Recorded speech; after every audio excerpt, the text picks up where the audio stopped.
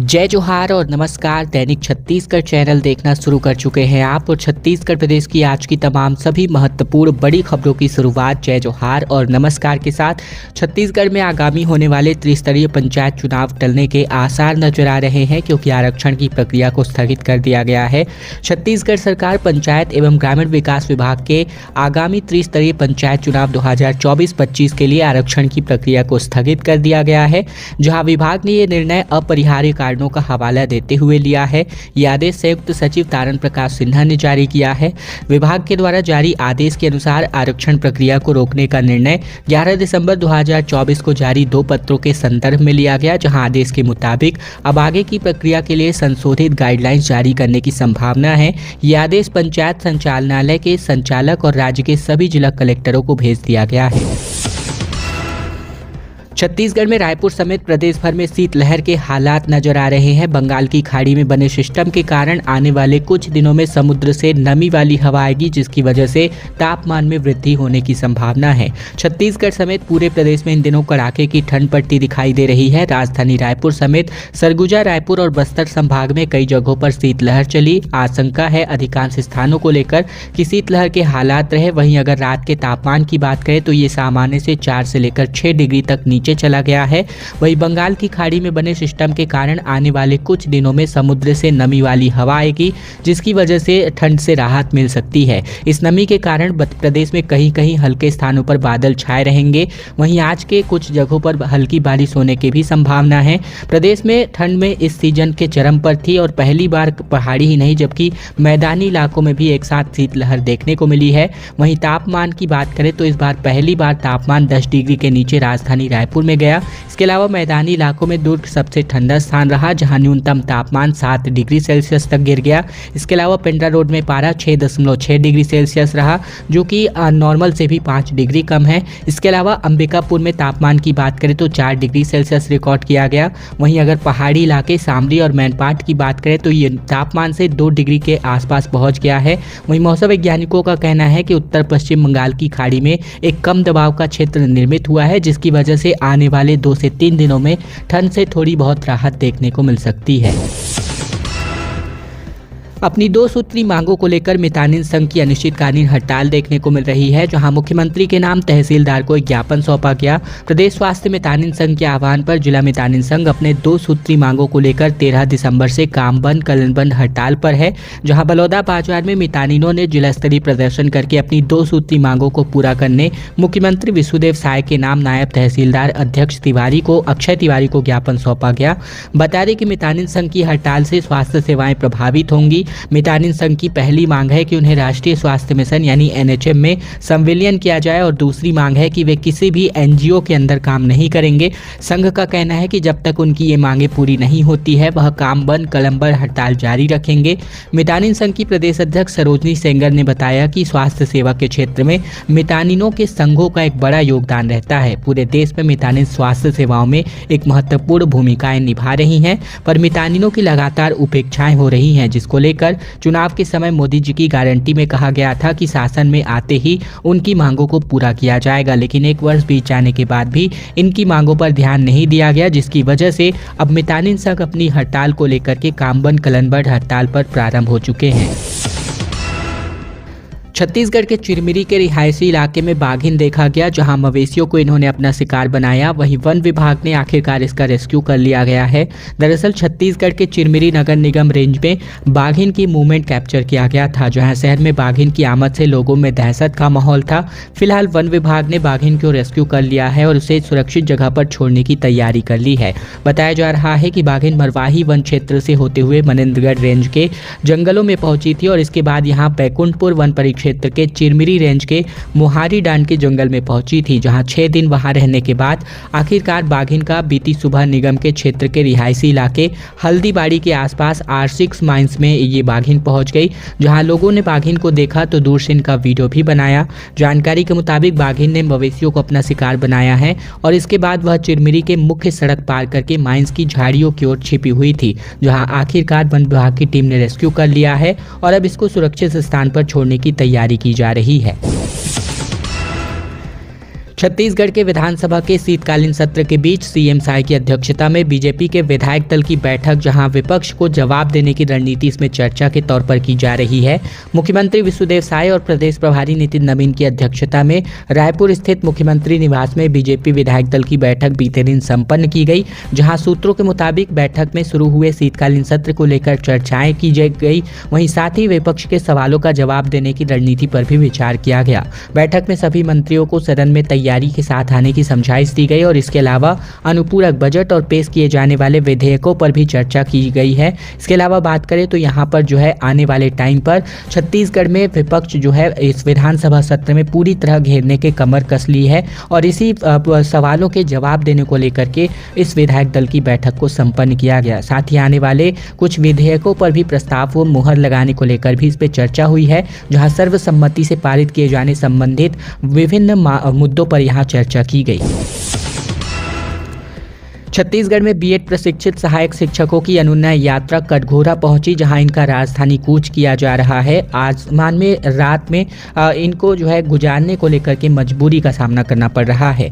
शासन के समक्ष समायोजन का प्रस्ताव रखने सैकड़ों की संख्या में, हजारों की संख्या में बीएड प्रशिक्षित सहायक शिक्षक अंबिकापुर से राजधानी की ओर कूच कर गए हैं, जहाँ सेवा सुरक्षा की मांग को लेकर बीएड प्रशिक्षित सहायक शिक्षकों की अंबिकापुर से निकली अनुनय यात्रा लखनपुर उदयपुर के बाद आखिरकार अब कटघोरा पहुंच गई, जहां कटघोरा में दिन भर की रैली के पश्चात सड़कों पर संघर्षरत इन युवाओं का अगला पड़ाव बिलासपुर है। शिक्षक भर्ती 2023 में बीएड को प्राथमिक शिक्षण में हेतु मान्य करते हुए सम्मिलित किया गया था।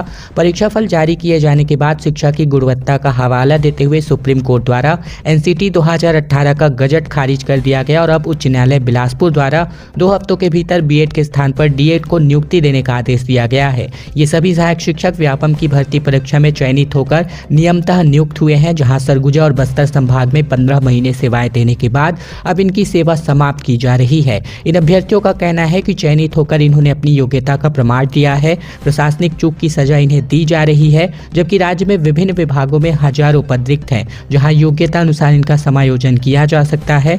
मुख्यमंत्री से निवेदन करने सैकड़ों हजारों की संख्या में सहायक शिक्षक अंबिकापुर से रायपुर तक पैदल यात्रा पर निकल चुके हैं, जहां रात में इतनी कड़ाके की ठंड में ये अपना जो है जीवन जीने को मजबूर है। 23 दिसंबर को सीएम निवास का घेराव युवा कांग्रेस करने वाली है, जिस पर धान खरीदी समेत देवेंद्र यादव की रिहाई का मुद्दा इस पर गूंज सकता है।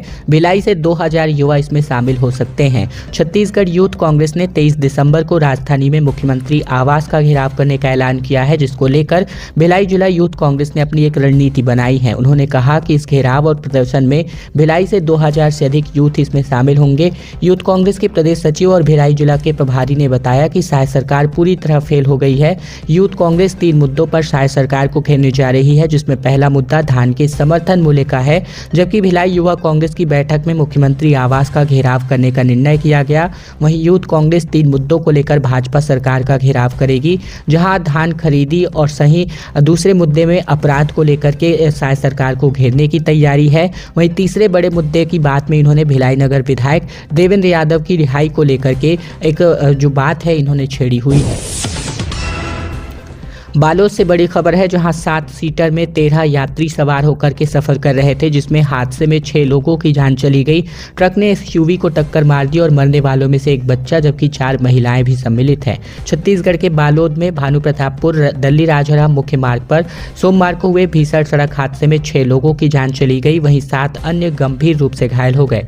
मरने वालों में एक बच्चा, 4 महिलाएं और एक पुरुष शामिल हैं। तेज रफ्तार ट्रक ने कार को टक्कर मारी है। मामला डोंडी थाना क्षेत्र के चौरा पावड़ के पास की है। इसके अलावा अतिरिक्त पुलिस अधीक्षक अशोक जोशी ने बताया कि घायलों को स्थानीय लोगों की मदद से राजनांदगांव मेडिकल कॉलेज भर्ती कराया गया। आरोपी ट्रक चालक फरार है, पुलिस उनकी तलाश कर रही है, जबकि जानकारी के मुताबिक जायलो यानी एसयूवी में कुल 13 लोग सवार थे, जिनमें 2 बच्चे भी शामिल थे। वे डोंडी से गुरेदा तक वापस लौट रहे थे, तभी इनका जो कार है वो हादसे का शिकार हो गया। एक बड़ी राहत साय सरकार ने रजिस्ट्री पर दी है, जहां रजिस्ट्री के समय भूमि पर वृक्ष का कोई भी मूल्यांकन अब नहीं होगा। साय सरकार ने इसके लिए एक नया आदेश जारी किया है।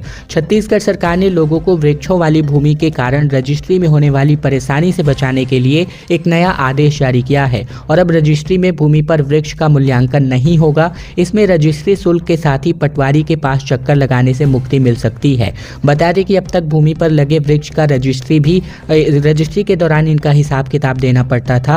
इनमें सागौन, सरई जैसे मूल्यवान लकड़ियों के पेड़ों पर कोई दर निर्धारित करी गई थी, जो कि भूमि के गाइडलाइन रेट में भी जोड़ी जाती थी। वहीं अब बात करें तो इस कवायद से रजिस्ट्री शुल्क में वृद्धि तो होती ही थी, लेकिन उससे ज़्यादा परेशानी पटवारियों के पास बिना वृक्ष की भूमि के प्रमाण पत्र बनाने के लिए चक्कर काटने पड़ते थे और इस छोटी सी कवायद के लिए पटवारी बार बार चक्कर लगवाते थे और आखिरकार लेन देन में ही बात बनती थी। लेकिन अब इस कंझट से एक बार छुटकारा मिल सकता है। और अब छत्तीसगढ़ के बिलासपुर से बड़ी खबर, जहां प्रतिमा अनावरण पर एक बवाल मच गया। महिलाओं ने पाई जोड़ करके छत्तीसगढ़ महतारी की एक मूर्ति बनवाई थी, जिसका उद्घाटन विधायक आए और मुंह खुलवाकर चले गए, जिसकी वजह से ये महिलाएं भड़क गई। दरअसल छत्तीसगढ़ के बिलासपुर जिले में कोटा में मूर्ति अनावरण से नाराज होकर के महिलाओं ने चक्का जाम कर दिया। महिला समूह की महिलाओं ने चंदा इकट्ठा करके छत्तीसगढ़ महतारी की मूर्ति का निर्माण करवाया था, जहाँ गाँव के सरपंच ने उनकी अनुपस्थिति में विधायक से मूर्ति का अनावरण करा दिया, जिससे नाराज होकर महिलाओं ने विधायक और सरपंच के खिलाफ नारेबाजी करते हुए चक्का जाम कर दिया। तखतपुर क्षेत्र के ग्राम पंचायत गनियारी में ग्राम पंचायत भवन का उद्घाटन कार्यक्रम था। इस दौरान गांव के सरपंच जितेंद्र राज ने विधायक के हाथों छत्तीसगढ़ महतारी की मूर्ति का अनावरण किया, जिससे नाराज होकर के महिलाओं ने चक्का जाम कर दिया। मूर्ति का निर्माण समूह की महिलाओं ने आपस में चंदा इकट्ठा करके करवाया था। मूर्ति अनावरण कार्यक्रम में समूह की महिलाओं को भी शामिल होना था, लेकिन मूर्ति अनावरण कार्यक्रम को उनको शामिल नहीं किया गया, जिसके कारण महिलाओं का गुस्सा फूट पड़ा और इस दौरान विधायक धर्मजीत सिंह और स्थानीय सरपंच जितेंद्र राज के खिलाफ महिलाओं ने जमकर नारेबाजी करी। छत्तीसगढ़ के जगदलपुर में खूंखार नक्सलियों के हिड़मा के गढ़ में अमित शाह पहुंचे, जहां स्कूली बच्चों से इन्होंने मुलाकात करी। ग्रामीणों से गिफ्ट में कोचई और कांदा भी लिया। दरअसल छत्तीसगढ़ में केंद्रीय गृह मंत्री अमित शाह दौरे पर हैं, जहां बीते दिन बस्तर के गुंडम गांव पहुंचे। इस इलाके का सबसे खूंखार नक्सली हिड़मा का गढ़ इसको माना जाता है, जहाँ वे गुंडम आधे घंटे तक ग्रामीणों के बीच रहे। इसके अलावा एक स्कूल पहुँचकर बच्चों से भी इन्होंने मुलाकात करी और इस दौरान ग्रामीणों ने शाह को गिफ्ट में कोचई कांदा से भरी टोकरी भी गिफ्ट करी। शाह ने ग्रामीणों से कहा कि नक्सलवाद से आपके बच्चों का भविष्य संवर नहीं सकता, मुख्य धारा में जुड़े नक्सलवाद से दूरी बनाएं। यहाँ अमित शाह ने ग्रामीणों से महतारी वंदन योजना, बैंक खाते, आधार कार्ड की जानकारी भी ली। इसके साथ ही गांव में मूलभूत विकास का वादा भी किया और इस दौरान सीएम शाह ने राज्य के गृह मंत्री विजय शर्मा भी इनके साथ नजर आए। बता दें कि यहाँ नक्सलियों ने सबसे बड़ी शहीदी स्मारक बना रखी है। इनकी कंपनी नंबर 9 भी यहाँ सक्रिय है और इसके पहले शाह जगदलपुर के अमर वाटिका पहुंचे, जहां उन्होंने शहीद जवानों को श्रद्धांजलि भी अर्पित करी। गृह मंत्री ने ग्रामीणों से आगे कहा कि नक्सलियों से डरने की जरूरत नहीं है, कैंप खुल चुका है। जो भी ग्रामीण बीमार होते हैं कैंप जाइए, वहां आपका इलाज होगा। जवानों के साथ तालमेल बैठाइए और फ्रेंडली नेचर में रहिए। कोंडागांव में मलेरिया मुक्त अभियान का 11वां चरण शुरू हो चुका है, जहां स्वास्थ्य अमला डोर टू डोर जाकर के जांच कर रहा है। सीएमएचओ ने कहा कि लोगों में इसके खिलाफ जागरूकता बढ़ती नजर आ रही है। अभियान का 11वां चरण 7 दिसंबर से लेकर 22 दिसंबर तक चलाया जाएगा, जहां सीएमएचओ डॉक्टर आर.के. सिंह ने बताया कि अभियान से मलेरिया के गुणांक में कमी आई है और इस कार्यक्रम में लगातार क्रियान्वित गाँव से गाँव मलेरिया की लोग की जागरूकता भी आई है। वहीं अभियान में सभी 5 विकास खंडों में टीम गठित की गई है। टीम में स्वास्थ्य कर्मचारी और मितानिन शामिल है। डोर टू डोर जाकर ग्रामीणों की जांच की जा रही है। साथ ही सर्वे दल ने बैगांव से भी मुलाकात करी, जहां उन्हें भी मलेरिया रोग के संबंध में लक्षण की जानकारी दी गई है। लक्षण के आधार पर कोई भी मरीज उनके संपर्क में आने पर तुरंत संबंधित स्वास्थ्य कर्मचारी और मितानिन को सूचना देने को कहा गया है। रायगढ़ में कांग्रेस के पूर्व विधायक ने फड़ प्रभारी को पीट दिया, जिसकी वजह से धान खरीदी केंद्रों का जायजा लेने पहुंचे थे और कर्मचारी संघ ने इनके खिलाफ नाराजगी जताई और एफआईआर दर्ज कर लिया गया। छत्तीसगढ़ के रायगढ़ में पूर्व विधायक ने धान उपार्जन केंद्र के फड़ में प्रभारी की पिटाई कर दी। कांग्रेस के पूर्व विधायक प्रकाश नायक ने अपने साथियों के साथ छिछोरा उमरिया धान खरीदी केंद्र में तौल का जायजा करने पहुंचे थे, जहां तौल में गड़बड़ी की बात को लेकर मारपीट की घटना हो गई। पीड़ित ने मामले में पुरसौर थाने में एफआईआर दर्ज करवाई है। जानकारी के मुताबिक मुताबिक हर दिन की तरह छिछोर उमरिया धान उपार्जन केंद्र पर धान खरीदी का काम चल रहा था और 11:30 बजे पूर्व विधायक प्रकाश नायक, सुखसागर गुप्ता, बंजरंग गुप्ता समेत रोहित पटेल, कैलाश गुप्ता और रेशम गुप्ता, उत्तम सिधार और अन्य 10-12 साथी खरीदी केंद्र पहुंचे थे, जहां किसानों ने रखे धान को तौलने को कहा और तौल में गड़बड़ी की बात को लेकर पूर्व विधायक प्रकाश नायक समेत उनके साथ मौजूद सहयोगियों ने फड़ प्रभारी शिशुपाल भोई के साथ मारपीट कर दी। रायपुर में मेयर एंड काउंसिल की बैठक बीते दिन संपन्न हुई, जिस पर कई महत्वपूर्ण मुद्दों को लेकर चर्चा हुई, जहां एक बवाल भी उठता नजर आया। दरअसल रायपुर नगर निगम में मेयर इन काउंसिल की बैठक बीते दिन आयोजित करी गई, जहां 11 एजेंडों के अलावा एक्स्ट्रा एजेंडों पर भी चर्चा करी गई, जहां भाजपा विधायक पुरंदर मिश्रा के भेजे गए प्रस्ताव को मेयर इन काउंसिल ने रिजेक्ट कर दिया।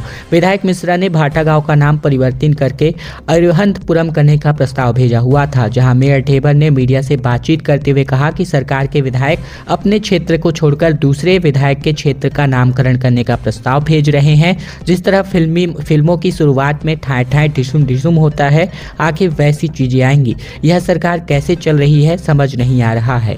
मेयर इन काउंसिल की बैठक में रायपुर उत्तर के विधायक पुरंदर मिश्रा की ओर से दिए गए नामकरण के पत्र को लाया गया था, लेकिन बैठक में पता चला कि ये क्षेत्र रायपुर दक्षिण विधायक सुनील सोनी के क्षेत्र में आता है और इस प्रस्ताव को मेयर इन काउंसिल ने रिजेक्ट कर दिया। मेयर का कहना है कि किसी भी पुराने स्थान का नाम हम ऐसे परिवर्तित नहीं कर सकते। ब्राह्मणपारा सुंदर नगर का नाम नहीं बदला जा सकता, उसी तरह भाटा गांव का नाम भी नहीं बदला जा सकता है। छत्तीसगढ़ में 27 मजदूरों को महाराष्ट्र में बंधक बनाया गया, जिसको लेकर बलौदाबाजार प्रशासन ने इनकी घर वापसी कराई। छत्तीसगढ़ के बलौदाबाजार में 17 मजदूरों को महाराष्ट्र के बीड जिले में बंधुआ बनाकर काम कराए जाने की सूचना पाई गई थी। जिला संपर्क केंद्र ने मामले की गंभीरता को देखते हुए पुलिस विभाग और श्रम विभाग से समन्वय कर 13 दिसंबर 2024 को मजदूरों को बंधन से मुक्त कराया। 15 दिसंबर को सकुशल सभी को वापस घर लाया गया, जिनमें 10 मजदूर बिलासपुर जिले के भी हैं। ठेकेदार के चंगुल से मुक्त होने पर मजदूरों ने कलेक्टर दीपक सोनी से भेंट कर प्रशासन को धन्यवाद दिया। कलेक्टर ने सभी मजदूरों को स्थानीय स्तर पर ही रोजी मजदूरी करने की भी सलाह दी।